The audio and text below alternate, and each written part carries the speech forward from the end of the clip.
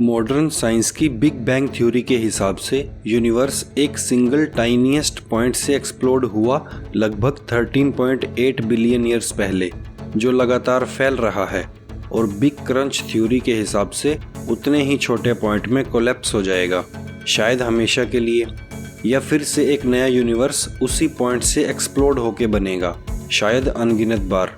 इस पूरे यूनिवर्स की शुरुआत में 1 सेकंड से भी कम टाइम में मैटर, एनर्जी और स्पेस उस टाइनीएस्ट पॉइंट से बिलियंस ऑफ किलोमीटर्स तक एक्सपेंड हुआ और उस एक्सपेंशन के टाइम पे एक्सट्रीम टेम्परेचर और नेचर की सुपर फोर्सेस की प्रेजेंस में स्मॉलेस्ट पार्टिकल ग्लूऑन्स से क्वार्क्स के पेयर बने और क्वार्क्स से प्रोटॉन्स और न्यूट्रॉन्स।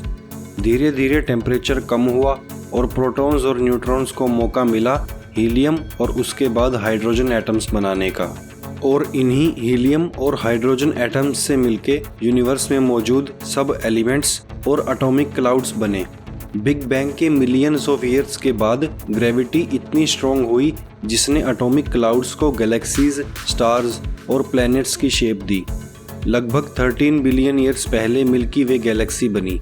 4.6 बिलियन ईयर्स पहले डस्ट के क्लाउड और गैस से सन और सोलर सिस्टम के सारे प्लैनेट्स बने।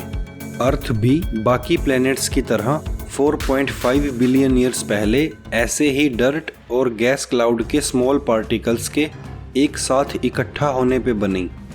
कुछ टाइम बाद मार्स जितना बड़ा प्लैनेट अर्थ से टकराया, जिससे बहुत सारा मटेरियल टूट के अर्थ के चारों तरफ फैल गया, जिसने धीरे धीरे इकट्ठा होके मून को बनाया। और आने वाले 1 बिलियन ईयर्स तक सन के बढ़ते टेम्परेचर से अर्थ पे लाइफ इम्पॉसिबल हो जाएगी, और 5 बिलियन ईयर्स बाद सन हीलियम और हाइड्रोजन फ्यूल खत्म होने से रेड जायंट में बदल के इनर प्लैनेट्स और फिर पूरे सोलर सिस्टम को खत्म कर देगा, और फिर कुछ और ट्रिलियन ईयर्स में पूरा यूनिवर्स डेड। जितना अभी तक हम जानते हैं, पूरे यूनिवर्स में प्लेनेट अर्थ इकलौता ऐसा प्लेनेट है जिस पे लाइफ एग्जिस्ट करती है, जो हमारे जैसी हर एक लिविंग बीइंग का घर है, और अपनी छोटी सी दुनिया से बाहर निकल के हमें इसकी ब्यूटी का पता चलता है, जिस पे विशाल समंदर और खूबसूरत जंगल हैं, और जहां हमने अपने आधुनिक शहर बसाए हैं। एक ऐसा प्लेनेट जो शानदार पहाड़ों, ताज़े पानी की नदियों और झरनों, खुले उपजाऊ हरे भरे मैदानों से भरा है, और जो हमें गर्मी के रूप में एनर्जी देने वाले सूरज के चारों ओर चक्कर काटता है। बाहर से हरा भरा दिखने वाला हमारा ये घर अंदर से काफी अलग है। अर्थ का डायमीटर करीब 12,742 किलोमीटर है, और अर्थ के इंटरनल स्ट्रक्चर को मेनली 4 लेयर्स में डिवाइड कर सकते हैं, जिसमें क्रस्ट, मेंटल, आउटर कोर और इनर कोर है। अर्थ के सरफेस के जिस हिस्से पे हम रहते हैं वो क्रस्ट है, जो लगभग 50 किलोमीटर तक डीप है, जो अर्थ की बाकी लेयर्स के मुकाबले काफी ज्यादा पतली है।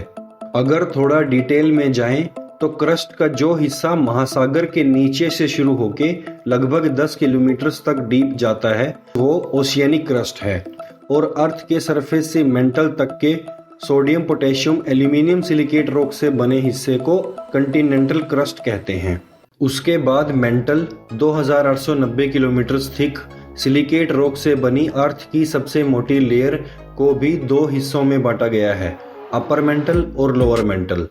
अपर मेंटल भी लिथोस्फीयर, एस्थेनोस्फीयर और मेसोस्फेरिक मेंटल नाम के 3 रीजन्स में बटा है।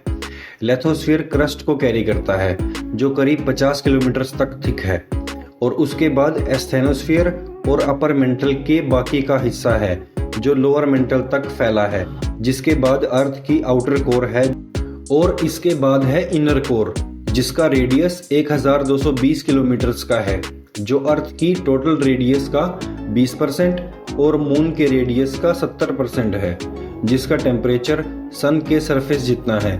अर्थ का इंटीरियर पार्ट मोस्टली मेटेलिक है, जो आयरन के साथ निकल और सल्फर से बना है।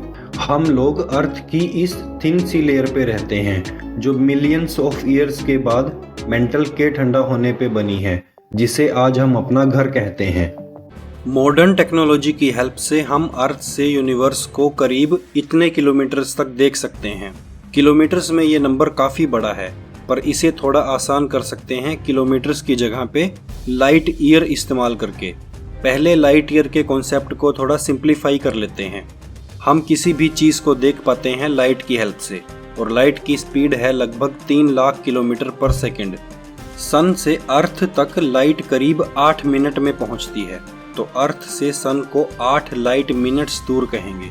और मिल्की वे गैलेक्सी के सेंटर से अर्थ तक लाइट पहुंचने में करीब 26,000 साल लग जाते हैं, तो गैलेक्टिक सेंटर को 26,000 लाइट ईयर्स दूर कहेंगे। लगभग 3 लाख किलोमीटर पर सेकंड की स्पीड से लाइट एक साल में जितनी दूर तक जा सकती है वो एक लाइट ईयर के बराबर है।